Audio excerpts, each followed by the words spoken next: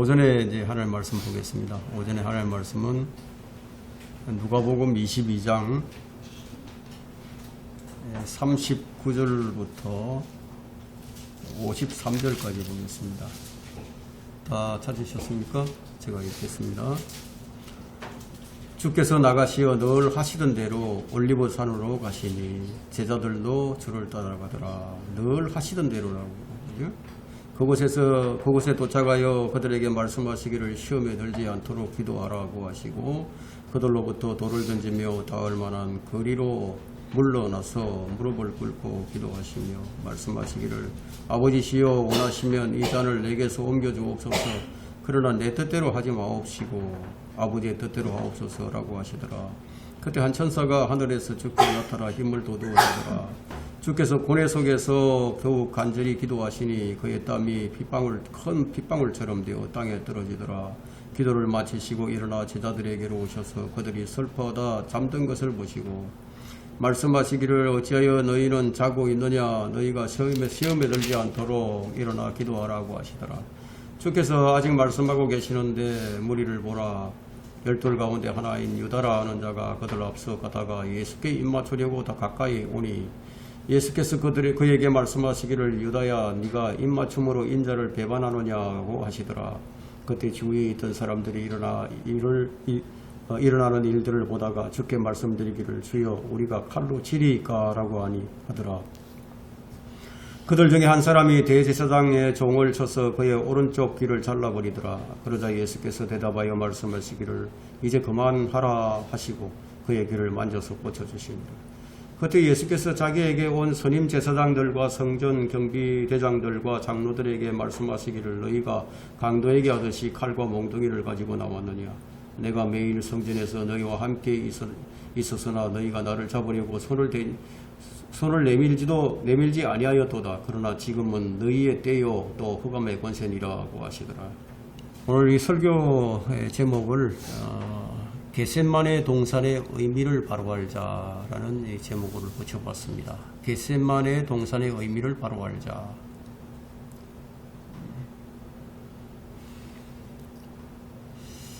주 하나님께서 에덴 동편에 동산을 세우시고 그가 지으신 그 사람을 데려다가 에덴 동산에 두시고 그것을 관리하고 지키게 하시더라는 말씀이 창세기 2장 8절과 15절에 기록이 되어 있습니다.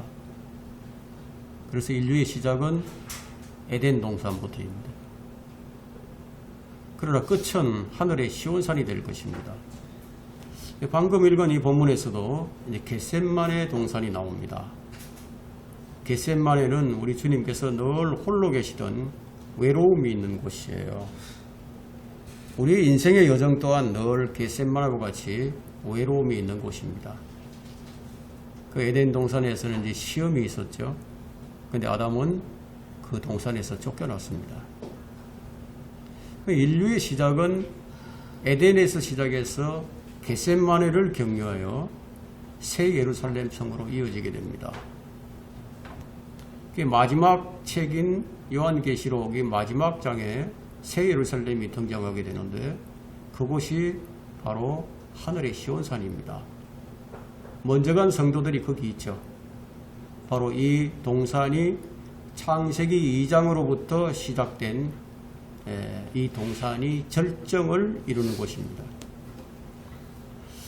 의롭게 된 자들이 영원히 거하는 동산이죠. 자, 그러면 창세기 3장의 범죄의 동산으로부터 계시록 21장과 22장의 시온의 동산, 그 사이는 어떤 동산이 있었습니까? 겟세마네가 있어요. 그러면 주님께서 동산에서 피땀을 흘리며 기도를 하셨던 그 이유는 무엇일까요? 왜 피땀을 흘리며 기도를 하셨을까요?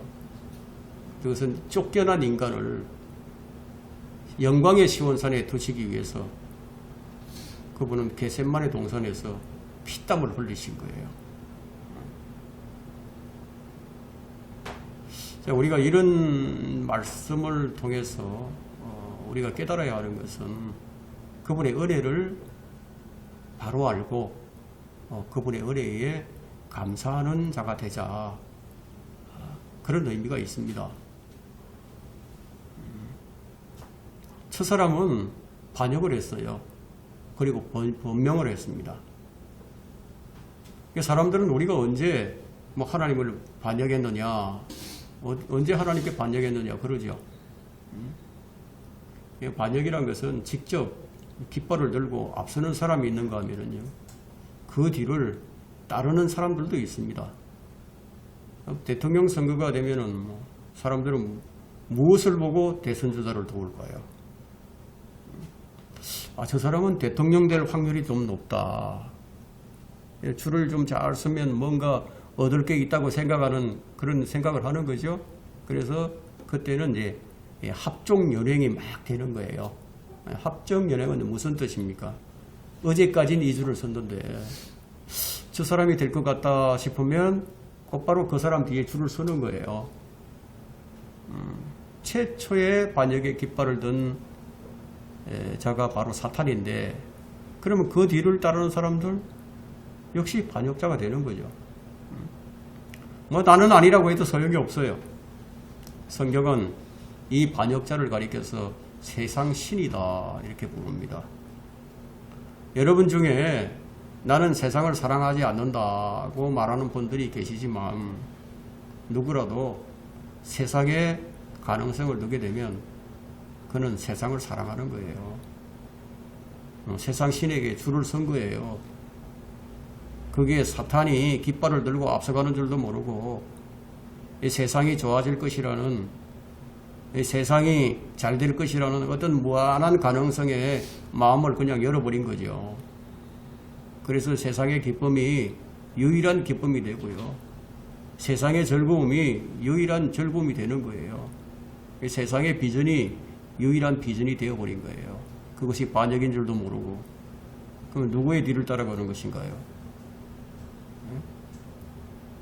성경은 세상을 사랑하는 사람은 하나님과 원수가 되느니라. 반역은 바로 여기에 근거한 겁니다. 그래서 반역은 첫사람을 에덴에서 쫓겨나게 만들었습니다. 그래서 아담의 후손들은 모두 첫사람 아담과 같은 위치에 있는 사람들이에요. 그럼 아담이라는 뜻은 무엇입니까? 흙으로 만든 사람. 흙으로 만든 사람. 아담아예요, 아담아. 그래서 아담의 본성을 가지고 사람을 세워가는 것은 타락한 아담의 위치예요. 그 타락한 아담이 무엇을 가지고 왔죠? 무엇을 우리에게 가져다 줬습니까? 죄를 가져다 주고 저주와 사망을 가져온 거예요. 이런 연유로 한 사람에 의하여 죄가 세상으로 들어오고 그 죄에 의해서 사망이 왔다. 사망이 왔다. 이게 아담의 죄의 결과예요. 사망. 모든 사람이 죽게 된 원인이에요. 그것이 바로 사탄을 선택한 결과로 죄와 저주와 사망이 왔습니다. 이런 연유로 인해서 우리 주님께서 오신 거예요. 왜? 우리를 살게 하시려고. 이는 아담 안에서 모든 사람이 죽은 것 같이 그리스도 안에서 모든 사람을 살게 하리 함이니라. 그래서 거듭나지 않은 사람은 그냥 아담 안에서 그냥 죽은 사람으로 그냥 살아가는 거예요. 자, 우리는 모두 다 분명히 사람이에요. 그래서 이 첫사람 아담 안에 있는 사람, 이 아담에 속한 사람은 반드시 십자가에 못 박혀야 한다.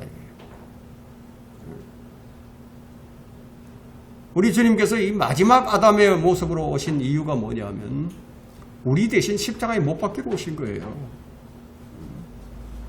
우리가 받을 저주, 우리가 받을 심판을 대신 지시려고 오신 것이다. 그런데 우리는 여전히 첫사람 아담 안에서 살려고 하죠. 여러분, 이건 심각하게 다뤄져야 합니다. 그래서 우리가 인자로 오신 마지막 아담 안에 있다면은 주님을 우리 마음에 영접하고 주님과 교제하고 있다면은 우리는 지금 살려주는 영 안에서 새로운 감격이 있을 것이고 새로운 만족을 가지고 살아갈 것이라는 거예요. 이게 생명의 새로운 삶이에요. 여러분, 제가 여러분에게 부탁할 것이 하나 있습니다. 그게 뭐냐면 여러분은 사람을 절대로 믿지 마세요. 사람에게 점수를 주지 마세요. 단 1점도 줄 수 없어요. 그것이 사람의 본질이에요.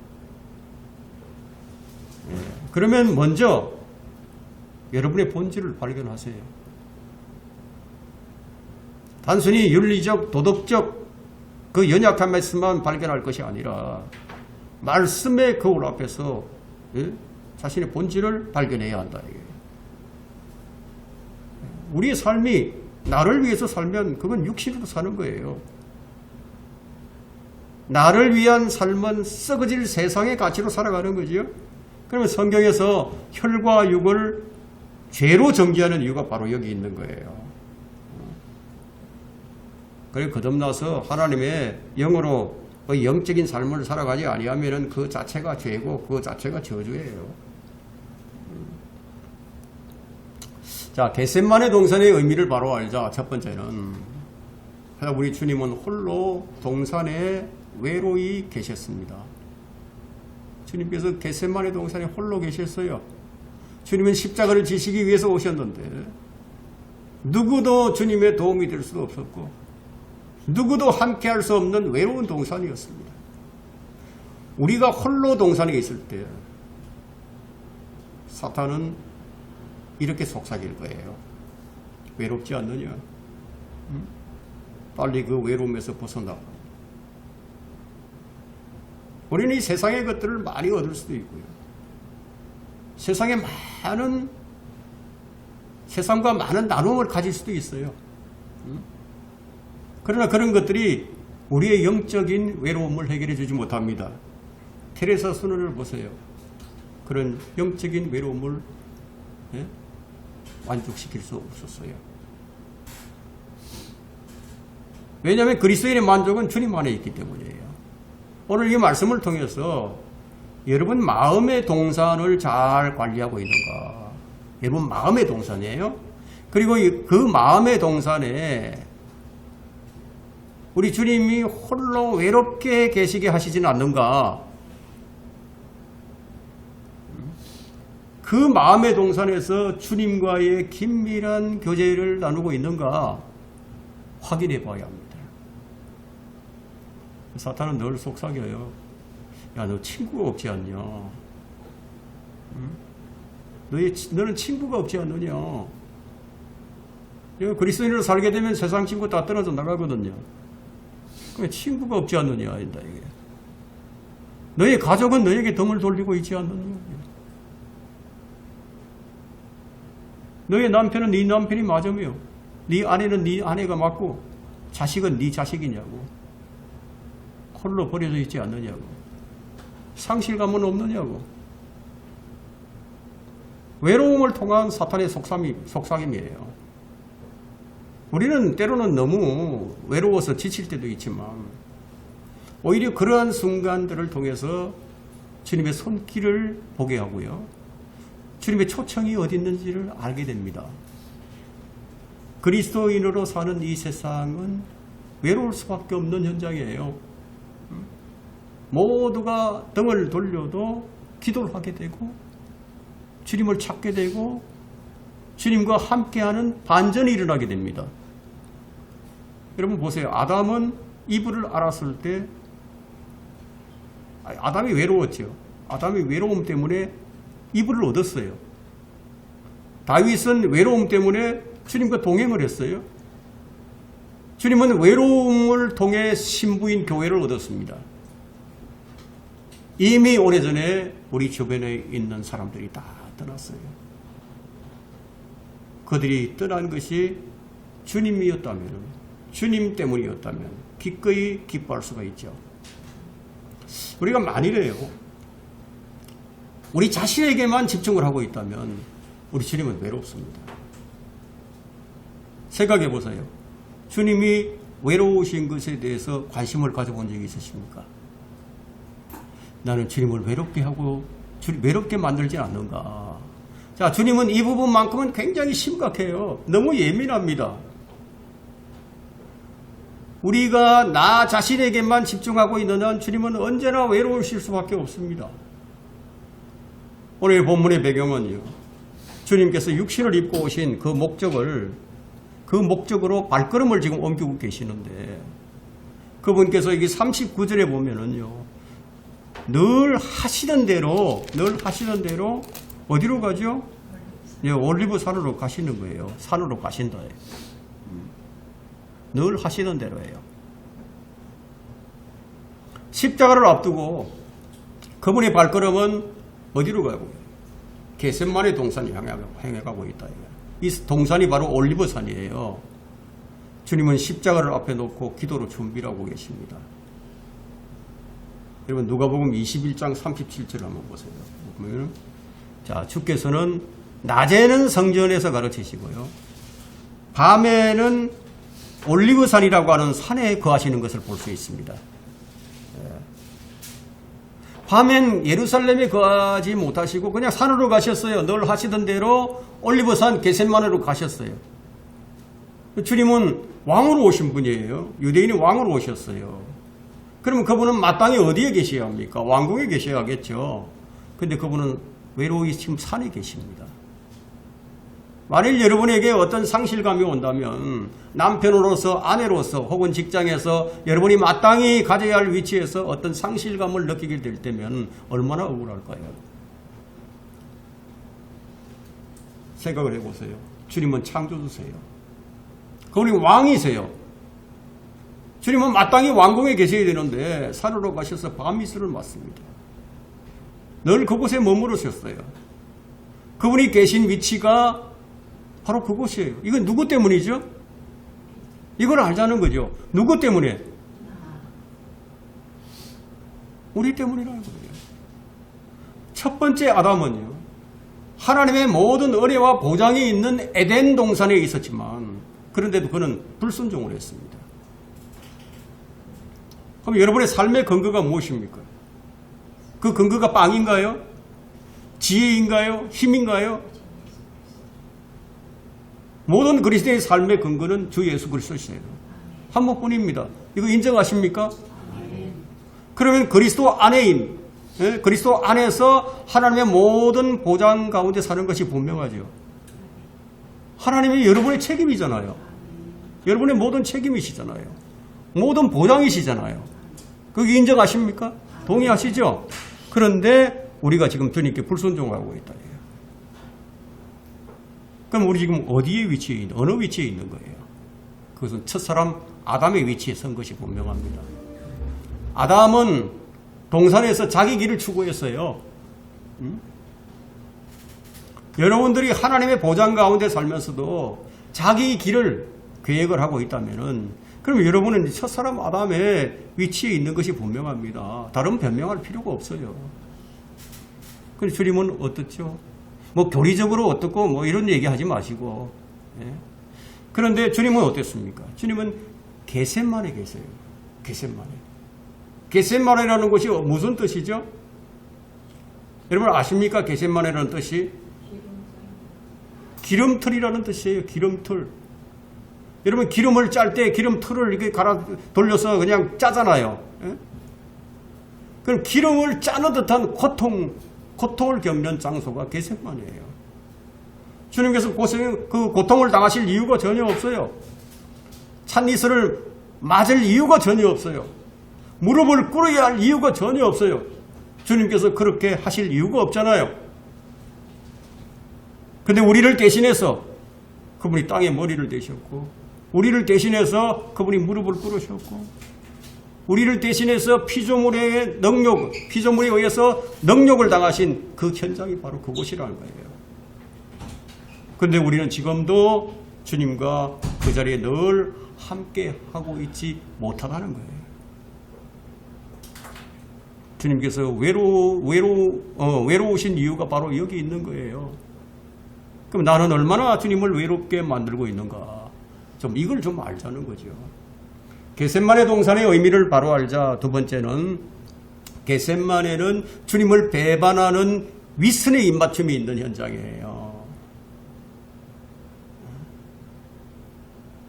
오늘 이 설교는 조금 색다른 설교가 될 겁니다. 자, 누가복음 22장 47절부터 48절에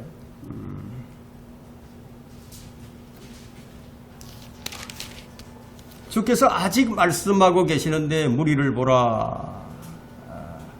12 가운데 하나인 유다라 하는 자가 그들 앞서 가다가 예수께 입맞추려고 가까이 오니 예수께서 그에게 말씀하시기를 유다야 네가 입맞춤으로 인자를 배반하느냐고. 여러분 그 시대의 입맞춤은 존경의 표시였습니다. 유다가 왜 입을 맞추었습니까?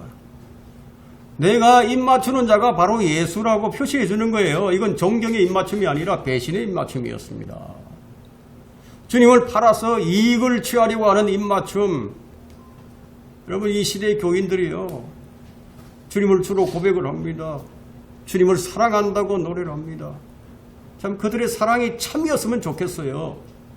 왜 사람들이 주님께 친밀하게 다가가는 그런 모습을 보이느냐.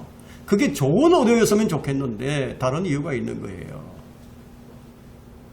자기 육신의 욕구를 채우려고 주님을 찬양하는 거예요. 자기 감흥에 젖어요. 자아도취에 빠져버립니다. 무슨 신비로운 그런 경험을 하는 것처럼 분위기 반전을 꾀합니다. 잠시 현실에서 도피하는 빈 마음을 채우려고 하는 거죠. 자신의 욕구를 위해서 또 다른 형태로 주님께 주님을 입맞춤으로 팔아버린다는 거예요. 사람들이 주님을 찬양하고 주님을 존경하고 주님을 위대하신 분으로 주님을 구원주로 여긴다고 말하는 그 목적이 무엇인지 살펴봐야 한다는 겁니다. 주님을 향한 친밀함의 표현이 유다와 같은 목적이 아닌지, 유다의 목적은 주님을 정말로 위대한 분으로 높이는 것이 아니라 그것을 통해서 주님으로부터 무엇인가를 얻으려고 하는, 그래서 유다 이스카리옷은 자기 욕심을 가지고 주님을 팔아버렸잖아요. 이 시대의 가짜들이 이렇게 주님을 향해서 거짓 입맞춤을 한다는 겁니다. 그러면 그 숨겨진 목적이 뭐냐? 무슨 이유로 그렇게 하느냐? 그걸 통해서 자기 유익을 얻으려고 하는, 이게 위선적인 입맞춤이에요. 여러분 베드로의 진정성, 얼마나 진정성이 있었습니까? 근데 그 진정성도 결국은 위선으로 드러나 버렸어요. 주와 함께라면 감옥이나 죽음까지도 가기로 준비가 되어 있나이다. 33절에서 그렇게 얘기를 하죠. 내가 주님을 위해서 죽지 못할 것 같습니까? 예? 그런 자신감, 그런 마음을 가졌었다. 이 말에 대한 자기의 책임을 지려고 했던 거죠, 스스로. 여러분 주님 앞에서 여러분이 책임지려고 하지 마세요.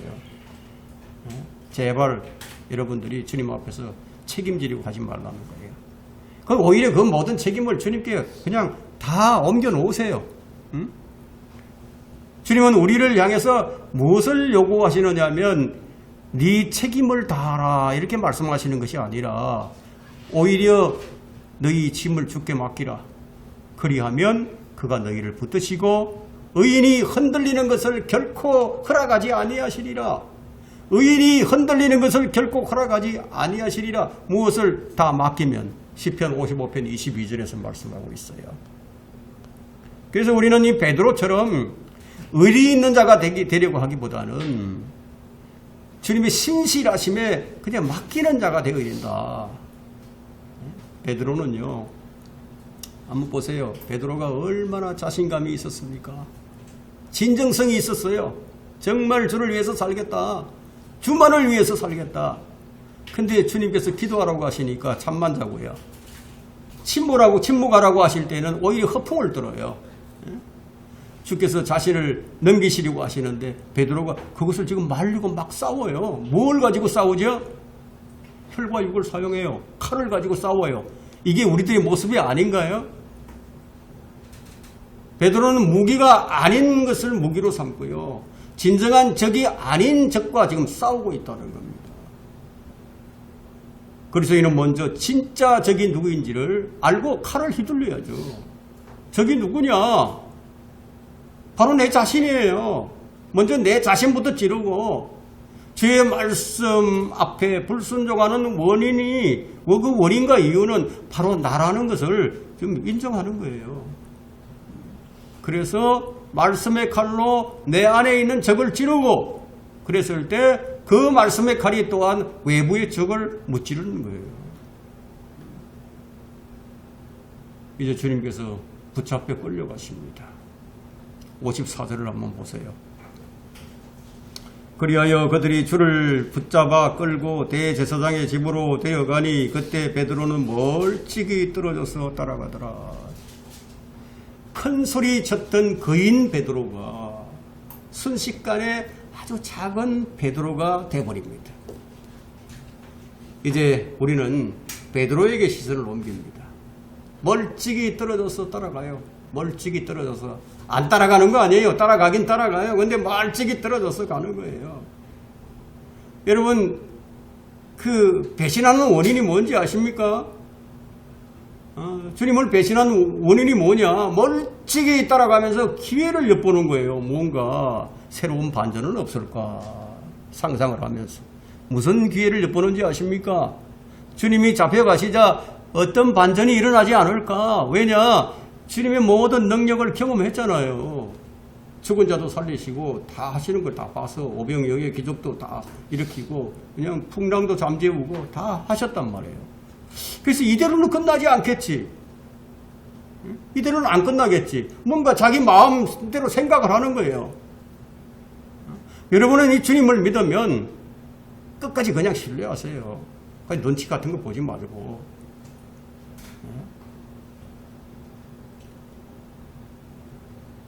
주님이냐 아니면 세상이냐 오락가락하지 마시고 멀찍이 따라가면서 주님을 여러분은 마음대로 생각하지 말라는 거예요. 주의 길만이 여러분의 유일한 길인 것을 인정하셔야 한다는 거예요. 그분의 실패는 결코 우리의 실패가 아니라 주님이 다시 부활하심을 통해서 주님의 영광과 소망 가운데로 우리를 이끌어 가시는 유일한 길인 것을 그냥 말씀을 통해서 확정하시면서 살아가시라는 거예요. 멀찍이 떨어져서 가지 마시고 밀착을 좀 하자는 거예요. 기회 같은 거 엿보려 가지 말고. 베드로는 어땠는지 한번 보세요. 63절 한번 보세요. 예수를 지키던 사람들이 주를 조롱하고 때리며 주의 눈을 가리고 얼굴을 치며 주님은 지금 조롱을 당하고 지금 모욕을 당하고 있습니다. 그런데 베드로는 어떻습니까? 55절을 보세요. 사람들이 관정 가운데 불을 피워놓고 함께 앉아 있는데 베드로도 그들 가운데 앉아 있더라. 주님은 모욕과 수치, 조롱을 당하고 계시는데 베드로는 지금 뭐하고 있습니까? 배신을 하고 있죠. 이것이 주님께서 겟셋마네 동산에서 외로우실 수밖에 없는 이유예요. 이게 바로 우리의 육신을 묘사한 겁니다.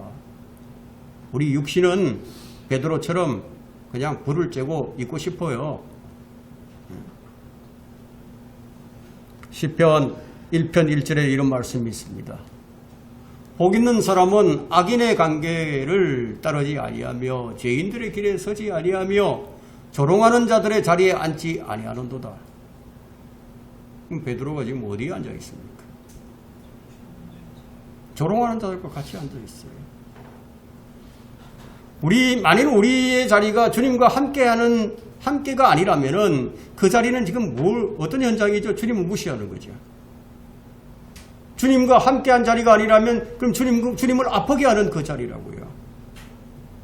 여러분들이 복 있는 자라면 주님과 함께 앉아 있는 거죠. 그것이 유일한 안전이고 유일한 길이라는 것을 복 있는 사람은 아는 거예요. 겟셋마네 동산의 의미를 바로 알자. 세 번째는 겟셋마네 동산은 주님을 알게 하는 현장입니다. 주님을 알게 하는 현장. 주님 이런 말씀을 하셨어요. 진리를 알게 되리니 그 진리가 너희를 자유롭게 하리라. 주님께서 죄값을 다 지불하셨잖아요.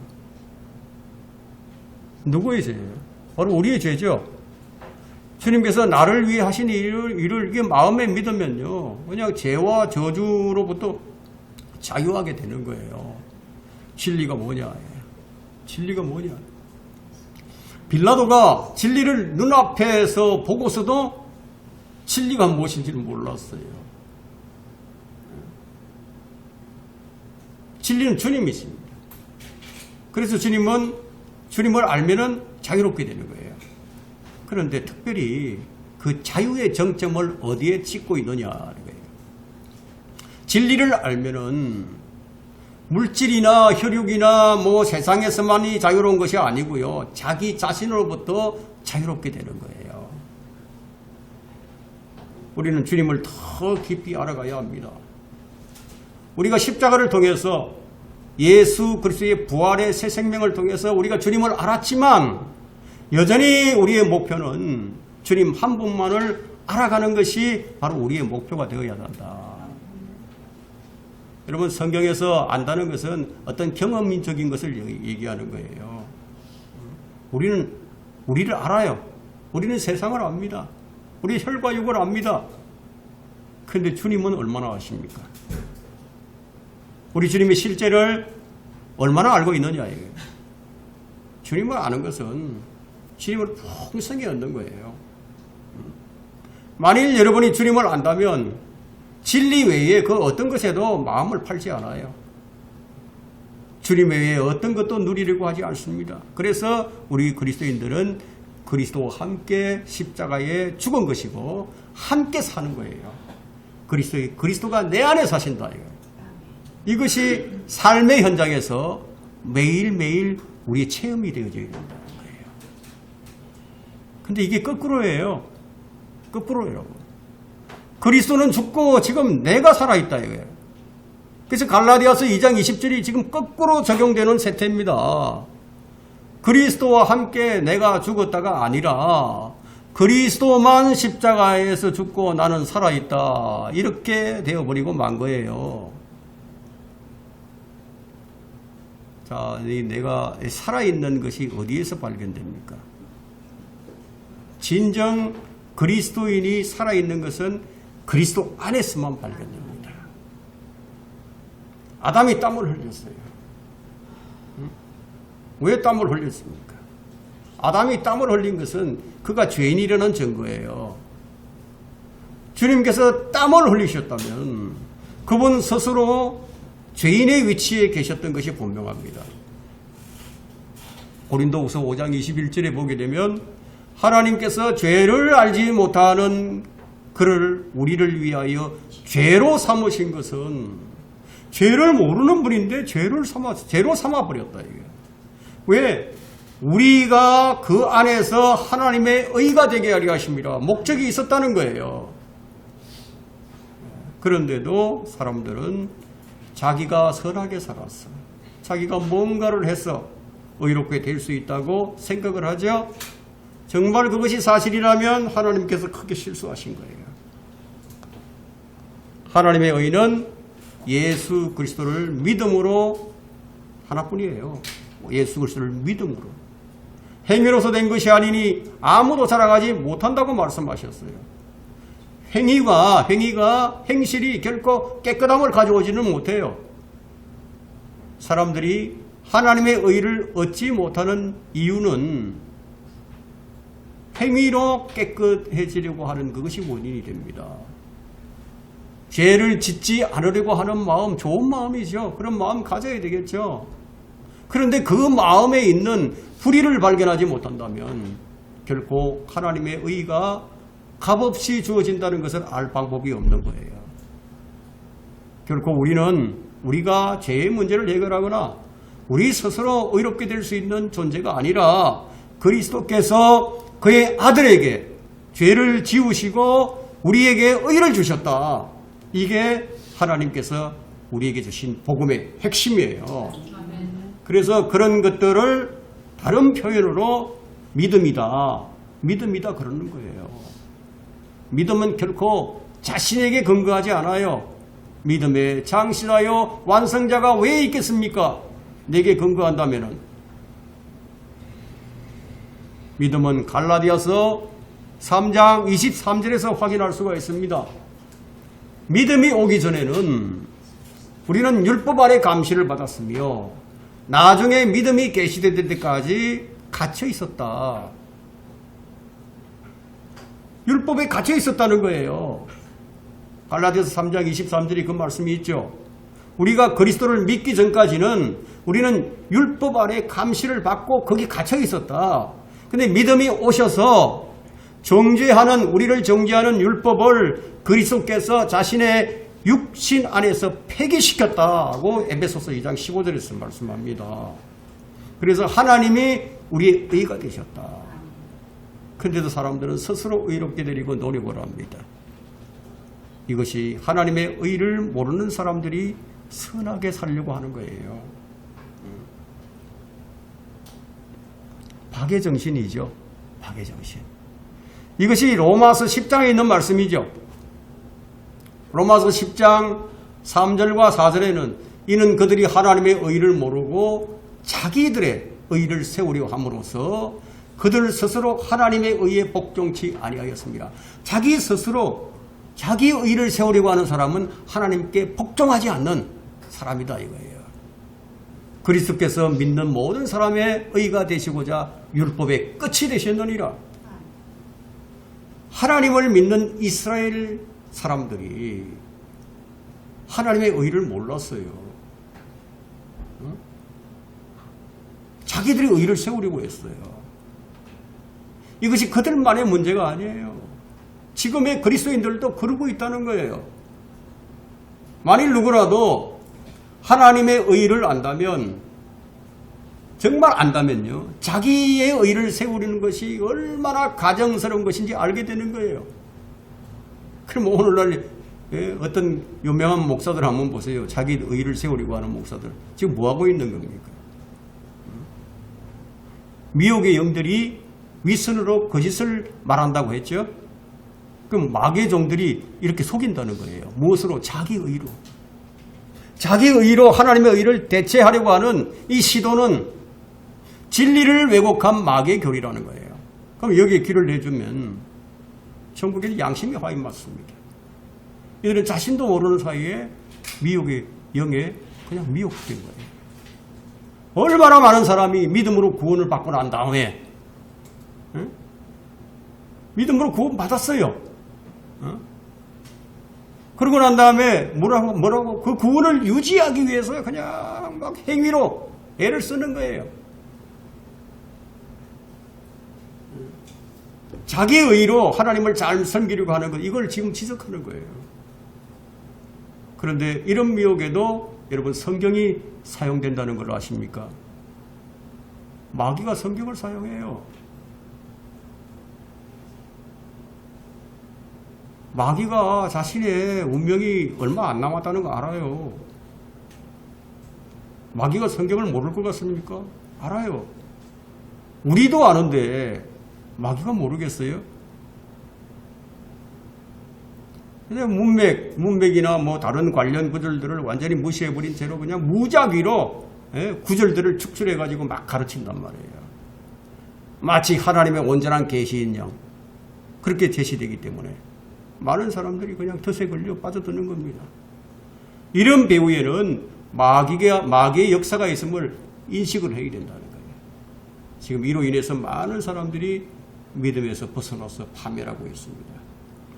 겟세마네 동산의 의미를 바로 알자. 네 번째는 새로운 반전이 있는 곳, 주의 영광을 바라보는 것입니다. 새로운 반전이 있는 곳, 주의 영광을 보는 곳이다. 마가복음 14장 33절에 한번 보겠습니다. 마가복음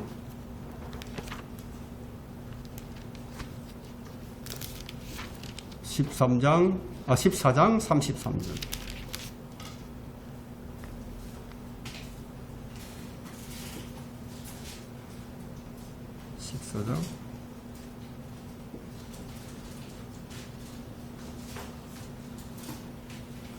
32절 보겠죠. 32절.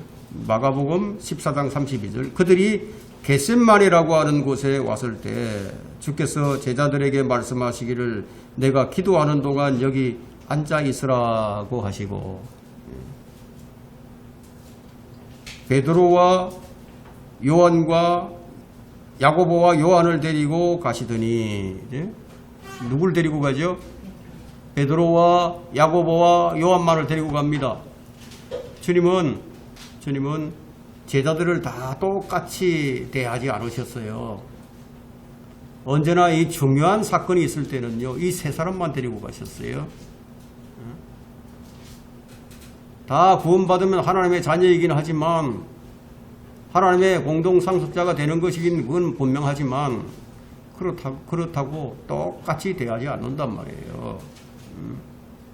세 사람만 데리고 갑니다. 요즘 세상은 평등을 원하지만 주님은 차별하시는 거예요.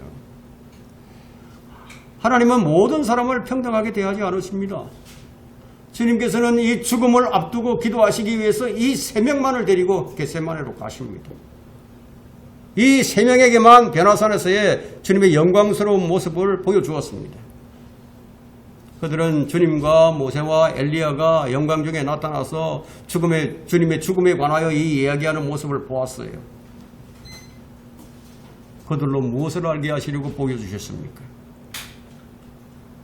고난 뒤의 영광이 어떤 것인지 그들에게 미리 보여주신 거예요. 십자가의 죽음이 그것으로 끝나는 것이 아니다. 갈보리 산은 반전이 있는 곳이다. 베드로와 요한과 야고보에게 보였던 그 영광에 우리도 참여하게 된다는 것을 미리 보여주신 거예요. 주님으로 죽음으로 끝나는 것이 아니라 다시 새로운 시작이 그리스도 안에서 어떻게 시작될 것인지를 보여주신 거예요. 너희가 보는 세상이 다가 아니다. 그것에 마음을 빼앗기지 말라.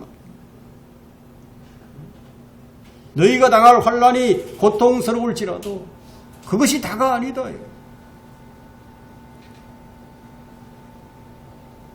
주님은 이 새로운 형상이 너희 앞에 이루어지리라는 것을 가장 사랑하는 제자들에게 알고 싶었던 거예요. 그래서 결과적으로 어떻습니까? 야고보는 가장 먼저 순교했죠. 사랑하는 제자 요한은 마지막 순교자로, 수제자였던 베드로는 가장 많은 핍박과 고난과 고통을 받고 그는 십자가에 거꾸로 매달렸다는 그런 소식이 전해지고 있습니다. 그들이 무엇을 알았을까요? 우리의 박해는, 우리의 죽음은 새로운 영광과 소망의 세계로의 문을 통과하는 것이라는 것을 알게 하신 것이에요. 바울이 그래서 로마서 8장 17절에서 이런 말씀을 하죠. 우리의 고난이 장차 우리에게 나타나게 될 영광에 감히 비교되지 못한다고 여기기 때문이라. 믿음의 눈으로 이걸 못 봤는데 이렇게 할 수 있겠어요? 믿음의 눈으로 이걸 봐야만 이렇게 할 수 있는 거죠. 그리스도인이 죽음을 두려워하지 않는 이유가 뭐예요? 여러분이 죽음을 두려워하지 않죠?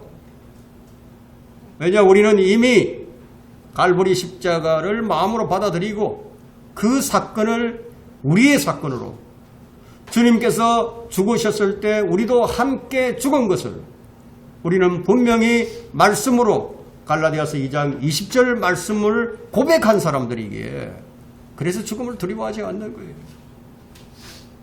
우리는 죽음의 문을 통해서 새로운 영광의 그 현장을 바라보고 소망하는 사람들입니다. 그러면 사도들을 그런 선교 현장으로 데리고 가신 목적이 무엇인지 여러분이 이해가 되셨을 겁니다. 죽음을 초월하는 신앙, 고난 뒤에 영광을 우리로 알게 하기 위함이었어요. 그들은 부활의 능력과 고난의 교제, 주님의 죽으심에 실제로 참여한 자들의 영광, 그 영광이 무엇인지를 안 거예요. 우리는 이걸 믿음의 눈으로 보는 거예요. 주님께서는 십자가에서 온갖 능욕과 수치와 모욕을 다 당하셨습니다. 왜 그러셨습니까? 그것을 통해서 영광을 받으셔야 하기 때문에.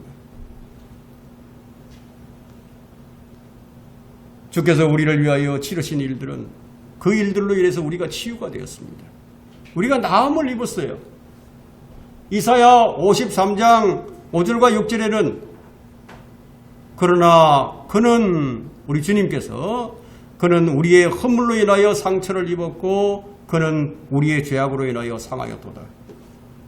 우리의 화평을 위한 징계가 그에게 내려졌고 그가 맞은 채찍으로 우리가 치유되었도다. 우리는 모두 양같이 길을 잃어 각자 자기의 길로 돌이켰으나 주께서 우리의 죄악을 그에게 지우셨도다.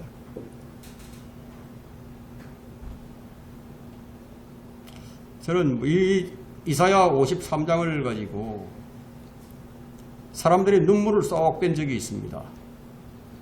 분위기를 잘 만들어 놓고 이 말씀을 딱 낭낭하게 낭송을 하면요, 눈물 안 쏟을 사람이 없어요. 우리를 위해서 이렇게 하셨다. 우리를 위해 값을 치르신 주님을 믿는 사람이라면 이제 우리의 아픔이 무엇이 되어야 합니까? 우리 주님의 고난에 참여하지 못하는 그것에 대한 아픔이 있어야 하는 거죠. 그렇게 해야 하는데 그렇게 못한다 이거예요. 그리스도인들이 만일 자기 감정 때문에 억울해한다거나 그것 때문에 민감하거나 아파한다면 우리는 너무 욕심적인 게 분명합니다. 왜냐하면 이사야 53장의 말씀이 우리의 화평을 위한 징계가 그에게 내려졌고 우리는 다 치유되어 있기 때문이에요. 그러면 우리가 아파야 할 것은 무엇입니까? 주님이 가신 길을, 그 길은 고난의 길이에요. 우리가 주님의 고난에 동참하지 못하는 이것이 되어야 하지 않겠습니까?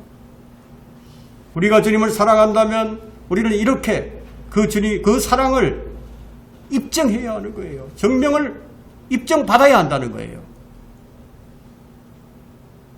주님의 길에서 벗어나는 것 외에 우리의 어떤 외로움도 아픔이 있어서는 안 된다는 겁니다. 여러분, 사랑이 깊어갈수록, 사랑이 아름다울수록 그 사랑하는 대상과 교제가 깊어집니다. 그 교제가 바로 고난의 교제다는 거예요. 여러분 이해되십니까? 고난의 교제다. 주님께서 고난의 발자취를 남겨두신 것은 우리로 그 발자취를 따르게 하기 위함이에요. 믿음이 있는 사람이 이걸 따라가는 거예요. 여러분, 믿음이 없는데 그 고난의 발자취를 따르려고 하겠습니까? 우리 주님을 사랑함이 없는데, 그분에 대한 감사가 없는데, 그분의 은혜를 모르는데 따르려고 하겠어요? 이것이 주님과 함께 영광에 참여하는 유일한 길이에요. 베드로전서 2장 21절에서 그리스도도 우리를 위하여 고난을 받으시고 우리에게 한 본을 남겨놓으시오 너희로 그의 발자취를 따르게 하셨느니라. 그분이 걸어가신 그 발걸음을, 그 발자국을 우리가 그 뒤를 따라가면서 그 발자국에 우리가 우리의 발자국을 올려놓는 거예요. 이렇게 하신 이유가 우리를 영광으로 옷 입혀 주시기 위함이었다. 여러분, 주님과 함께 고난에 참여할 의향이 없으십니까? 주님을 사랑한다고 하면서도 세상의 일로, 육신의 일로 고통을 당한다면 얼마나 주님과의 사랑, 주님의 사랑과 괴리가 있는지 한번 점검을 해야 한다는 겁니다. 왜 주님께서 우리를 위해서 수치를 당하셨고 능욕을 당하셨나? 바로 우리 때문이에요. 주님께서 왜 징계를 받으셨습니까? 그분이 왜 고통과 채찍을 맞으셨습니까? 그분의 자존심이 왜 상하셔야 하셨습니까? 그 이유가 바로 우리의 영광을 위한 것이 아니었나요? 우리를 어디로 이끌기 위해서? 겟세마네를 경유해서 하늘의 시온산으로 옮기기 위해서. 그런데 아무런 감정이 없으신가요? 그만 첫사랑이 식어버린 것인가요? 나를 대신해서 그분이 받으신 것이잖아요. 그런데 고난의 길을 회피한다고요? 이게 말이 안 되죠. 이제는 오직 감사와 찬양 외에는 없는 거예요. 왜냐하면 우리의 모든 문제를 그분이 담당하셨기 때문이에요. 근데도 우리는 여전히 그분께 민감하지 못하고 왜 우리 자신에게만 민감을 한지 이게 바로 죄예요. 죄. 겟세마네는 새로운 반전이 있는 것이에요. 주의 영광을 보는 것입니다. 말씀을 정리하겠습니다. 겟세마네 동산은 주의 말씀을 기억하게 만드는 현장입니다. 61절을 한번 보세요. 그러자 주께서 돌아서서 베드로를 쳐다보시니 베드로가 닭이 울기 전 네가 나를 3번 부인하리라고 하신 주의 말씀을 기억한지라. 주님께서 여러분을 쳐다보시고 닭의 울음소리가 만일 들린다면 바로 그 사람은 주님의 말씀을 기억하게 될 것입니다. 성경에는 하나님의 말씀이 있는데 내 마음에는 하나님 말씀이 없다면 큰 문제겠죠? 여러분이 보는 것이 듣는 것이 세상 것들만이 들린다면 닭의 울음소리는 듣지 못하고 주의 말씀을 결코 기억할 수 없을 거예요. 주님은 여전히 우리를 향해서 사랑의 눈길을 주고 계십니다. 주님의 십자가 겟세마네 사건은 2000년 전이지만 여러분의 마음을 연다면 겟세마네 현장에서 그 소리가 지금 들려질 것입니다. 지금의 현실에서 갈보리 현장으로 시간이 옮겨지는 거예요. 그래서 그 현장에서 외로이 계시는 주님의 음성을 듣고 주님을 보세요. 거기에서 여러분의 모든 문제가 해결될 것이고 거기에서 주님의 사랑이 풍성함을 깨닫게 될 겁니다. 우리는 결코 홀로 버려진 자들이 아닙니다. 주님이 홀로 계셨던 이유는 바로 우리의 보장이 되려는 목적이었다는 것을 여러분이 아셔야 합니다. 겟세마네 동산은 우리를 향한 주님의 사랑의 표현이었습니다.